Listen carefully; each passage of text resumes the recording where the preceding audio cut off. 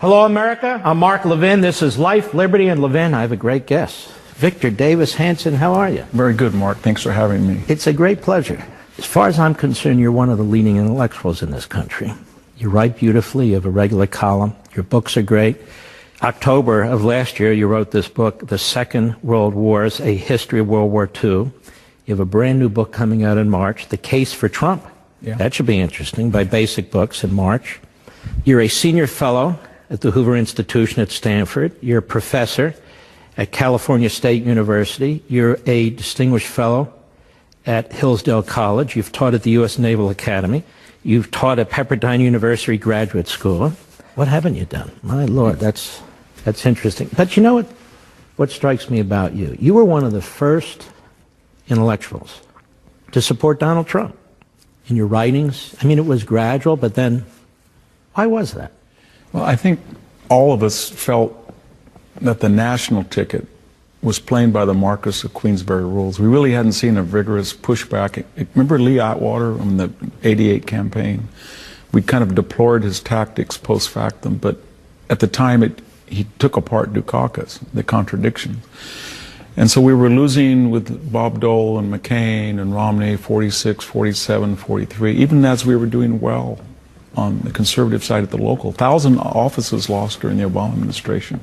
So Trump seemed to be the only one that was unconcerned what the establishment, and by that I don't want to be vague, what university professors said, New York Times said, PBS, NPR, Council on Foreign Relations. He just spoke to the people, and he did it in such a way that was refreshing, and he sort of was psychodramatic that this was an existential war and we were losing it and we had to fight back and not be worried what people said.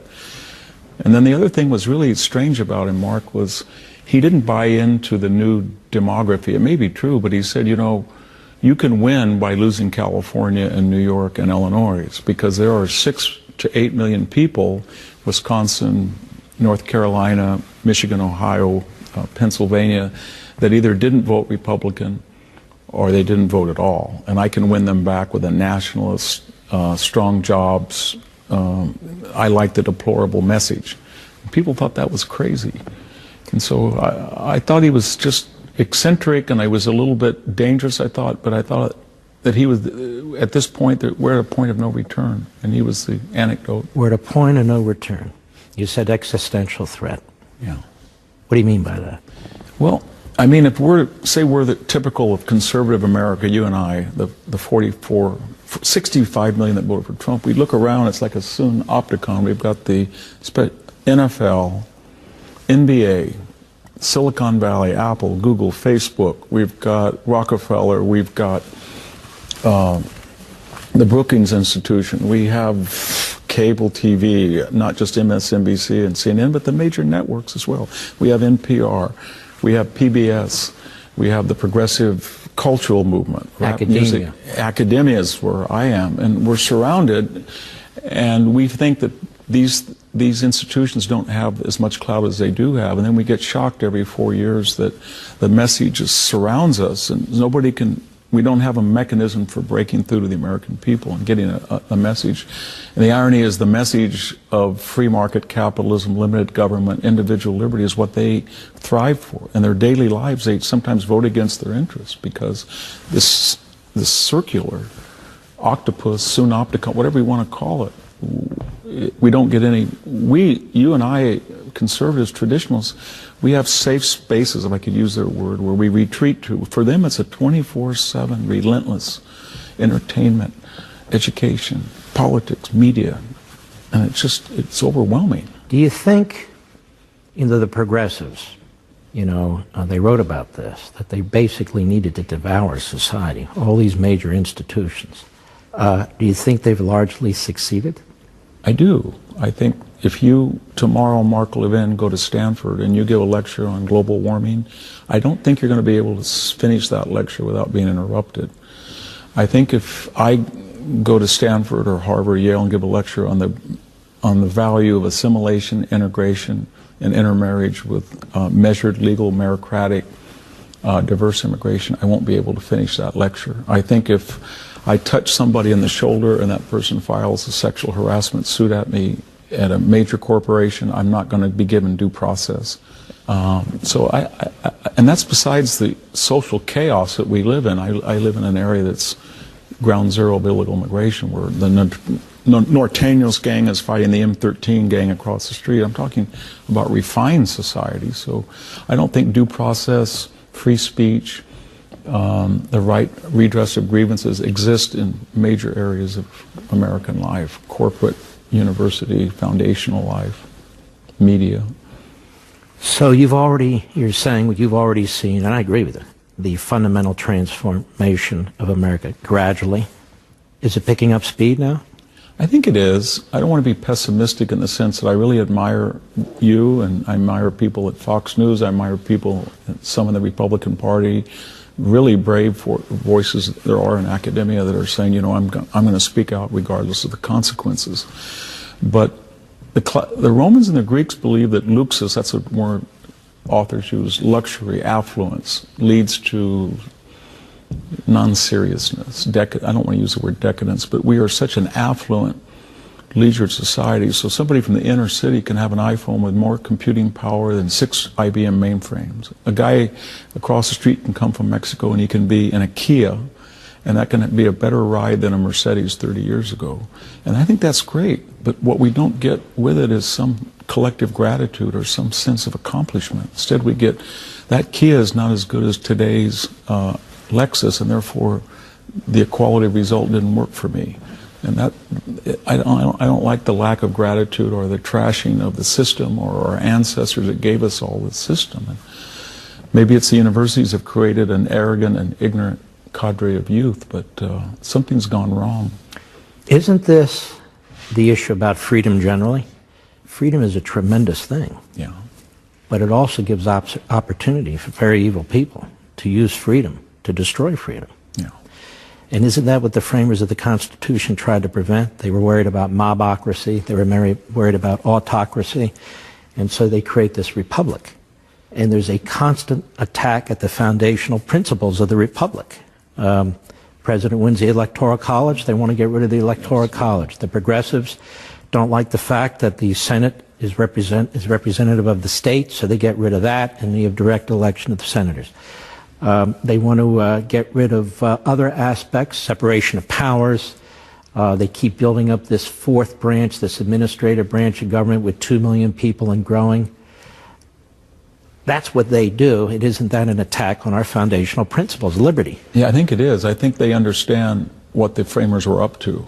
And their model is not a constitutional Rome that went through Europe through the Enlightenment with Montesquieu separated. It's radical Athenian democracy. On any given day, 51% of the population decide what the law is. There is no constitutional protection. You want to kill Socrates on Monday or murder the Melians on Tuesday, you can do it if you have 51%. So it's been steady. I mean, we went from property qualifications, moderate property, to direct election of senators, and there were some arguments for this. And then, as you say, now it's abolishing the Electoral College and enlarging the Supreme Court now, packing it, enlarging the House of Representatives, maybe 1,000 members. Why people in California say, why does Wyoming get 250,000 people get one senator and we 20 million get one? That's not fair. Let's turn the Senate into the House. But the long-term trajectory is government mandated or sanctioned equality of result. Because they got what they wanted with the civil rights finally. We had true equality of opportunity. And then they were expecting that everybody would be equal. And human nature being what it is, it's never going to be that way. So they said, the conservative position is we're not going to be equal, but the poorest person is going to have a pretty good life if he's in a free market economy and a constitutional system. But they say, no, we don't really care what absolute poverty or wealth is. We want everybody to be equal. They would rather have everybody making $20,000 a year than the poor making 50 and somebody making $1 billion. So that's relentless. That's a psychological... that is a very, very important point that you mentioned. Equality, it's thrown around all the time. Yeah. Now, we know what the founders meant by equality. Equality of justice. Yeah. They didn't mean equality of economics. Of course, that would be absurd, because it's an impossibility. And human beings, we pride ourselves on unique Human beings are unique individuals. Human beings are created by God. Human beings are one different from the other. But in the civil society, we argue that the law is the law, and everybody should be treated as best as we can, equally in front of a court, in front of the law. But this notion of radical egalitarianism really is a European import. Yeah. Marx, Engels, Hegel, Rousseau, which is completely alien to our founders, isn't it? It is, and it has some precedence in the ancient world. Aristotle, who was a critic of this, said once a man feels he's equal in one aspect, politics, he assumes he can be equal in every other aspect. Plato said the trajectory is that finally the donkeys and the dogs in Athens have to vote, meaning there will be a destruction of criterion. But you're right, it takes up speed in the Enlightenment in Europe, and it bifurcates. And we thought we were saved from it because the Anglo-Scottish tradition was more limited government, very deep skepticism of the cycles of the French Revolution. And the European continental model is a model that progressives choose. And they have a view that human nature is by nature, a Rousseauian view that we're born into chains, the church, the community, the family, and it's the duty of government to take off those chains and let everybody be liberated, and then they'll naturally be happy, which is sort of our collective nightmare. But we're headed to a radical egalitarian society in aspects that transcend politics, almost every imaginable facet. And I just meant sports, culture, entertainment, movies. That's the message. And they advance this notion, tell me if I'm right or wrong, of populism. Yeah. When in fact it's authoritarianism. Yeah. People believe that they've democratized some program, some issue, some aspect of society, when in fact it's not democratized at all. In fact, it is decisions from on high. The intellectual elites, which they're not really intellectual elites, but they like to think they are intellectual elites. And who are these intellectual elites? Why are they elites? Because they're elected? Because they're members of unions? Because they're in the civil service? I've never understood who these intellectual elites are and why they're so elite. Well, they have a certain cachet. They think they went to a particular, they're branded like a cattle. Cattle. They think that the Ivy League brand allows them certain entree or certain privileges. But you look at Silicon Valley, you have gatekeepers that decide what is hate speech or what is not. And they control the expressions of 7 billion people on the planet because they are morally better than we are.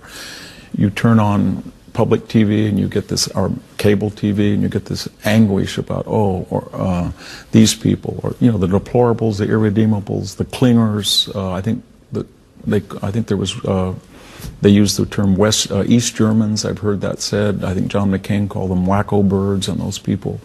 So there was a real contempt for people they feel that don't properly know how to use their freedom and their economic clout. And they do stupid stuff. They buy jet skis, they go snowmobiling, and they pollute the universe. And if you can just have this international global elite that have proper education, proper resumes, proper CVs, sober and judicious, they can all get around and they can say, you know what, we're doing it all for you. And of course, throughout history, we've seen these people, and they all have one thing in common, that they're all excused, or they're not subject to the ramifications of their own ideology. So. Professor Victor Davis Hanson, we had this election. People say it's a great win. Democrats say it's a blue wave. What do you see in this election? I'd see it in a historical context, and that's not, I'm trying to be an optimist. Barack Obama lost 63 seats, 6 senators, and was reelected. Bill Clinton, I think, lost 52, 8 senators, reelected. So zealots and partisans relax in a midterm, and people who were defeated get re-energized. That's common. But I think there were a couple of disturbing things, and that is the aftermath of the election. It just seems that every time there's a recount in Arizona and Florida, or even Georgia, or especially where I am in California, 4 seats that were won and then lost. And it's kind of the opposite of what Napoleon said at Austerlitz. He said at 11 o'clock I've lost Europe, at 3 o'clock I won it. Well, I thought on election day we'd won more. We'd only lost 26 or 7. Do we ever win seats that we were losing 5 days later. I can't think of many. No, I think maybe 20 years ago when older people were the absentee ballots, but now it's the SEIU, the mobilized people, and that Democrats are much better at it than Republicans, and that we thought we could learn. The other thing in these very close races where we lost some good people, we've got this missing 4 to 5. The so-called deplorable, the Trump-based parole voters, whatever, they were there. But now there's going to be a great discussion.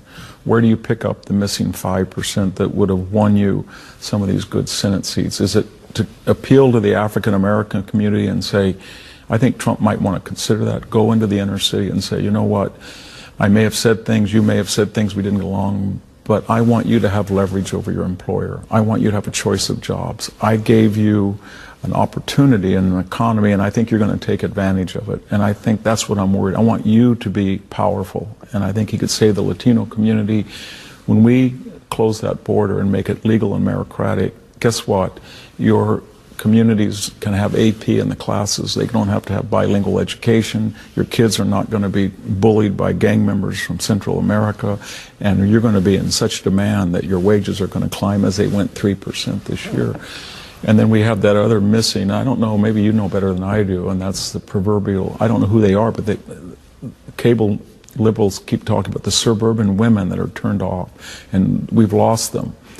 Maybe so. I don't know when he said Stormy Daniels was horse-faced, maybe that turns them off. I don't know, but there's 3 to 4%, and that you don't need it all in one place. You can get 1% here too. He's very close, but he's going to need a little bit of boost if they have a credible candidate in 2020. Isn't part of the problem, maybe it's in the suburbs, the way the media frame this debate? They don't even frame a debate. No, they don't frame a debate. Now, the last 6 months, the president's been called Hitler.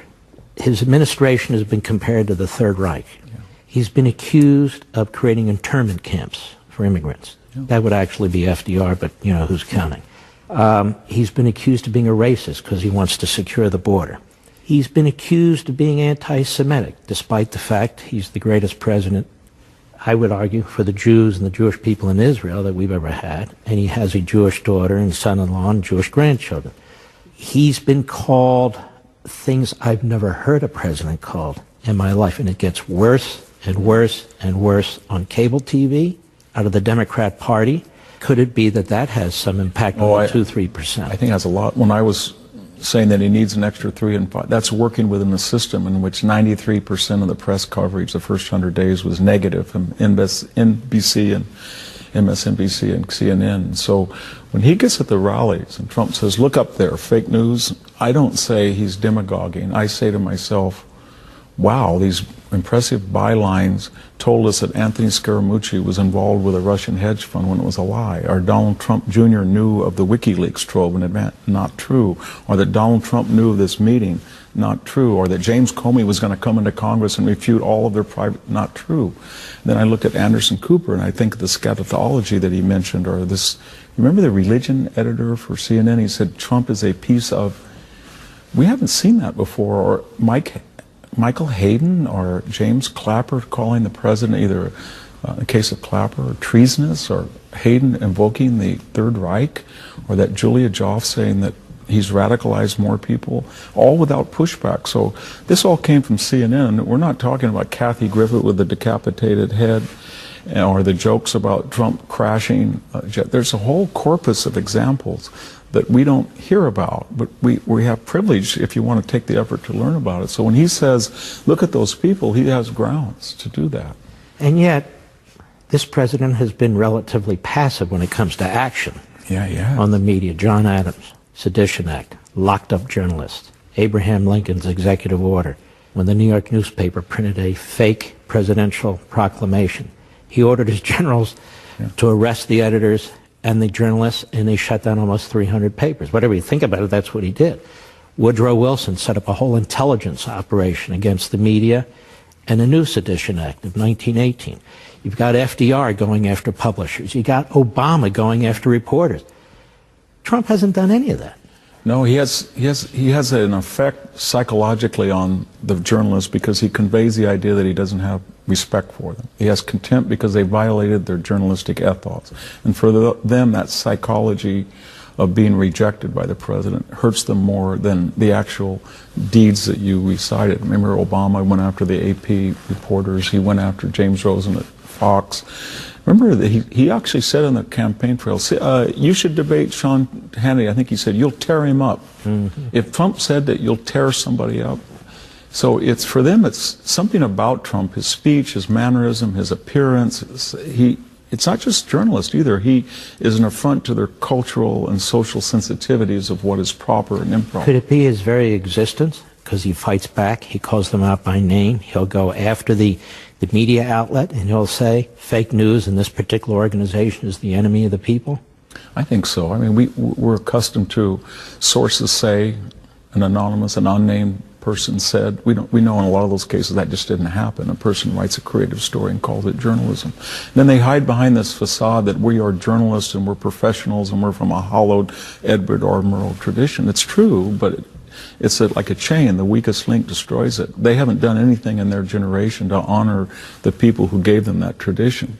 And they're actually traitors to that tradition. But a guy like Jim Acosta goes to those press conferences with Sarah Sanders, and his point is, how can I virtue signal to the people in the room that I'm morally superior? How can I make her stutter or make her pause? Or how can I tell my bosses that I'm part of the resistance? Or how can I get the CNN brand name is out there on front? It's not to say to the American people, I got to clarify, I got to find out what the President of the United States wants. That's not the purpose of why he's there.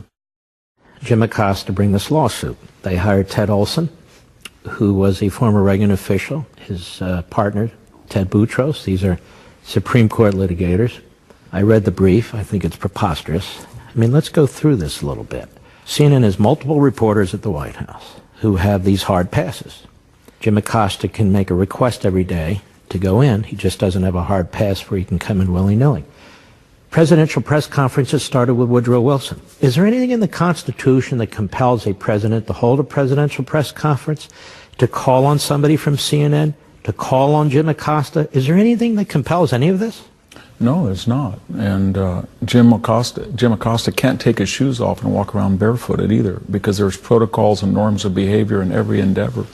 I can't get on an airliner and be a stewardess and wear a pro-Obama or pro-Trump hat. They have the right to say, in this particular area, there's protocol. I was a professor for 35 years, and if I had hijacked a class the way he hijacks a press conference and just sermonized or pontificated, I would be called up to the dean, and he would say, you know, you have freedom of expression, but not to violate. Do you think a lawyer in the Supreme Court who conducted himself the way Jim Acosta did would be able to just continue to go on and on and on in the Supreme Court? He'd be thrown out and held in contempt, wouldn't he? He'd be held in contempt and thrown out, especially if he argued, especially if he got in physical contact with a bailiff or somebody. Well, what do you make of their argument, but it's vigorous, aggressive freedom of the press, and the president doesn't just like them? Does Jim Acosta advance the cause of the press and freedom of the press and information to the American people? No, he doesn't. I mean, we all give lectures, so we go through this. Everybody who gives a lecture, a teacher, public speaker, knows that there's 8 or 9 good questions. The purpose of the question is to elicit information, clarification of a point made, and there's always one person or two who pontificate, and they say, before I ask, and we always say, please ask the question, and they will not ask their question. They want to hector you, and then finally you say, will somebody please get him off the stage, or will somebody make him ask a question? And that's all it is.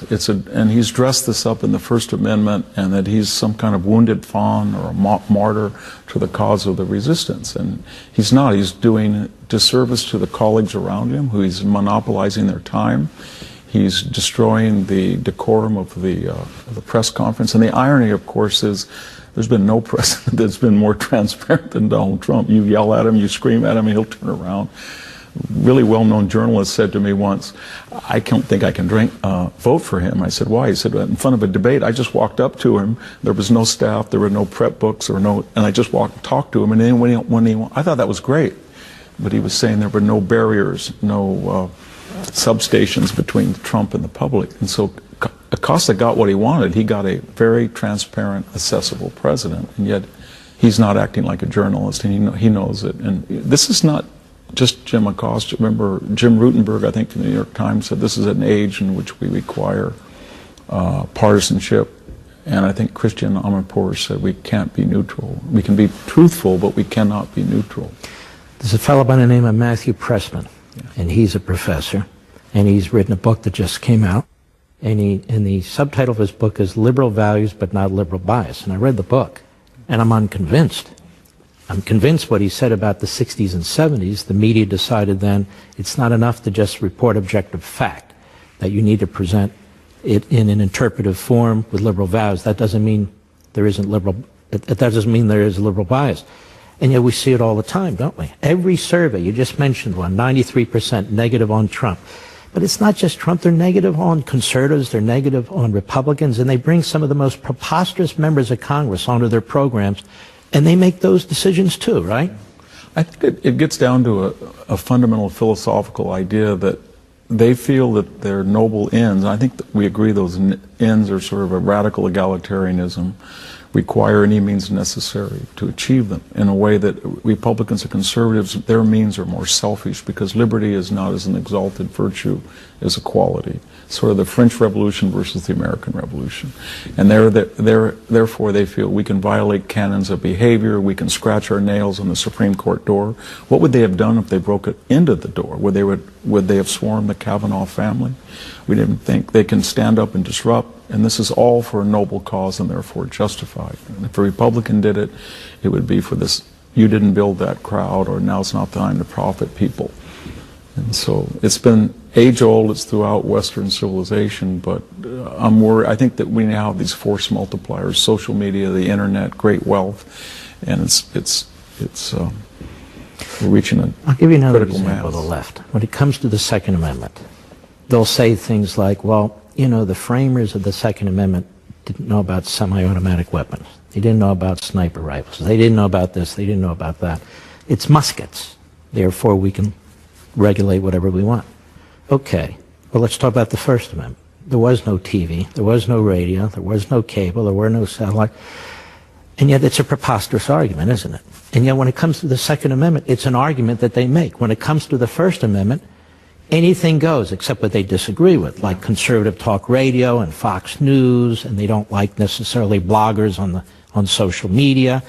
They want to regulate the internet. They want to get rid of conservative talk radio. So they're really not for freedom of the press, are they? No, I think we're seeing something unique in I think the Obama administration encouraged people to come out of the woodwork. And I think we're seeing not just the traditional left-wing assault on the Second Amendment. I think they're going after the Fourth and Fifth Amendment and the First Amendment because they don't believe in free speech. They have this new term called hate speech. And somebody can arbitrarily determine what you say is either homophobic, racist, protectionist, nativist, etc. And therefore you can't say it. That's pretty much institutionalized on campus. We've seen with matters of sexual assault or accusations of such, you don't really have due process in a lot of places in corporations, the workplace, or on campus. And so I don't believe that I think they feel that the Bill of Rights, unlike the old ACLU, the new ACLU believes that's an impediment to a progressive future. Professor Hanson, I want to get into this immigration issue as it relates to this election we just had. You know, I can remember the second term of Reagan. He won massive popular vote. Same with his first term. Massive electoral college victory. In fact, George H.W. Bush won California by a significant amount. California's gone. Other states are gone. Arizona's now purple, moving to blue. New Mexico's more blue than it is purple. Colorado's blue. Colorado used to be red. Nevada's blue, used to be red. And they're turning other states. You look at Texas. The vote out of Texas was not great. We lost 3 or 4 members of Congress.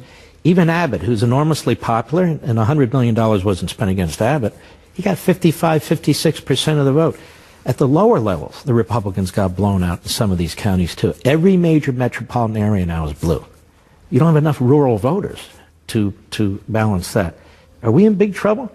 Well, I think in the short term we are, because the Democratic Party is a pyramid now. It's a medieval party of very wealthy. All the big fortunes are no longer in mining or farming or gas and oil. They're in high-tech, Silicon Valley, you know, Warren Buffett, the Facebook people, the Google people, the Amazon people. And that's the fuel of this. And then a professional elite beneath them, and then we have the impoverished, and many of them are recent immigrants, and they work hand in glove, and they flip these states that were red and purple into blue. And it's a coalition between, I call them the suburban elites and very poor people. And it's funny though, Mark, where I live in California, very poor southwest Fresno County, the people who drive the Democratic Party don't want to live with the people they count on their votes, because they feel that socially, culturally, educationally, whatever, they're not comfortable with them. So that gives us hope, because the Republican Party now is a workers' party, entrepreneurial, middle-class party. And one thing we know about people of that class, they feel familiar with, and they like people of different races and different classes. So it's easy. It's a Republican congressman from Ohio is probably going to be more accessible than a Bay Area congressman, even though they're very different politics. Shut the border and let the engine of assimilation, integration, intermarriage work. And I think in 20 years, this is why I'm optimistic long-term, very pessimistic like you short-term, we'd have a replication of this Italian-American experience where if your name's Cuomo or Giuliani, we can't predict your political affinities. But short-term, we've got to shut the border, and we've got to get back to the melting pot and junk this salad this issue of assimilation, I find that's where it's different. Yeah. And that's what worries me 20, 30 years out. Private institutions don't put assimilation, PRIS 1 for English, 2 for Spanish, that sort of thing. We have affirmative action plans in the government. They don't push assimilation. The EEOC, we have it at the state level too. But even more than that, we have a Democrat Party that is committed to balkanization. The way their leaders talk, the way they govern, they don't want assimilation because of the very reason you say. Yeah. Because assimilation works against their ideology and throws them out of office. And their ideology I think what you're suggesting is their ideology on its own facts and merits can't get 51% of the electorate. So they have to change the electorate. And that means bring in voters that have an instant grievance. It's pretty crazy when a person from Oaxaca crosses 1 inch into America, then plugs into the whole affirmative action grievance industry, even though he's never been an American. We've never done anything oppressive to somebody in Oaxaca. And we saw the Elizabeth Warren fiasco, the Ward Churchill, stuff like that. So there are limits to identity politics just because it's getting to the level of DNA badges. And it's contrary to the whole liberal idea of Martin Luther King, the content of our character. It's all about the color of our skin and our superficial appearances. But the revolution always devours its own. We're in sort of a Committee of Public Safety, Robespierre. When you saw that hearing, poor old Dianne Feinstein reminded me of a Bourbon king trying to deal with Spartacus, And, especially the Bourbon part. Yeah. One of the persistent problems is education, academia. It's really, 90-95% in one direction from an ideological point of view. It seems to me with these colleges and universities, they have like an oligopoly. Yeah. What do we do about this? Well, it used to be sort of esoteric, and that was a problem within the university, but now it's permeated into the society because the entire demography, we're getting these late 20-somethings that are graduating in 6-8 years, and to the extent they do, a lot of them have anthropology or social science degrees, they're not employable. They have this staggering $70,000, $80,000 debt. They can't buy a home, they don't get married, they don't have children. It affects the entire country. And I think the universities are largely to blame. They need to be a truth of advertising. When somebody comes in, they're saying, this is how much money you will borrow, this is how much interest you will pay, and this is the chance, the likelihood this major will get you a job. And we're just going to be honest with you. They're not even subject to the laws that used car salesmen are. They've got to be very candid about that. And then we can't ask the 70% or 65% that don't go to college to subsidize those who do. So we need more trade schools. We need the federal government probably to get out of it, because by guaranteeing those student loans, the university's been jacking up tuition, diversity jars, assistant provosts for inclusion, rock climbing walls. They're jacking up the rate of tuition and cost over the rate of inflation. Get back to an idea that used to be, we teach you 2 things: to be inductive in the way you think, and a body of literature, science, math, philosophy, so you can be informed. And what your politics were your own business. But now we're turning out an arrogant, indoctrinated cohort, and they're ignorant, because I'm not sure that a BA means that they're any more educated than somebody who's working on a farm in Fresno County. I think this is one of the keys to the survival of the republic, really, the educational system, both at the public school level and at the college and university level. And I think those are great ideas. I also think the states that primarily subsidize these state-run colleges and universities, particularly those with Republican governors and legislatures, really need to step up. Yeah. And we hear about diversity all the time, except when it comes to more of a pro-American principles, pro-American founding arguments in these colleges and universities. You have people who want to speak at these universities, who are shouted down, who are attacked, who have a different viewpoint. It's like the last place of the Soviet Union. You know, these are supposed to be academic freedom and free speech. It's the opposite of that. Well, they believe that the family, the religion, the institution, the corporation, whatever, is all biased. So they have you for 4 or 6 years. So they can be biased to counteract the larger bias. But the fact is that these institutions that are supposedly biased, as you know, are becoming progressive as well. But it's very hard. I was a classics professor. It's very hard to teach Latin and Greek grammar or history of Western culture or Thucydides or Aristophanes versus, let me just tell you about myself and what I had to put up with today and what George W. Bush did to me or what Donald, that's easy. And a lot of, we kind of make it too difficult. A lot of this watering down the curriculum are people who are not educated, they're not trained well, and they just want to vent and rant. And I'm getting to the point where I think tenure is really a questionable institution. Victor Davis Hanson. The big question, next 5 to 10 years, country going this way or the country going this way? Well, I think we're in an 1861, 1968 moment. So optimistically, you and I hope that America will be the first truly multiracial society in the history of the world that's worked. So we won't look anywhere like the ancestors, but it won't matter because we'll be united by a shared ideology, commitment to constitutional government. If that doesn't happen, and that it very easily could not happen if we demagogue the identity politics and other issues, then we're going to go the route 1861, what could have happened after 1968.